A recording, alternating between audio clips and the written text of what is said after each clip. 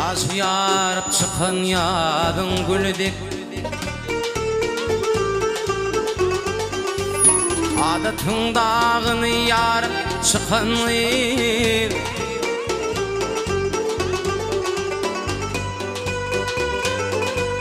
Sana bahtiyarlık yer yürüp Göğe aşık gözler bilin bakan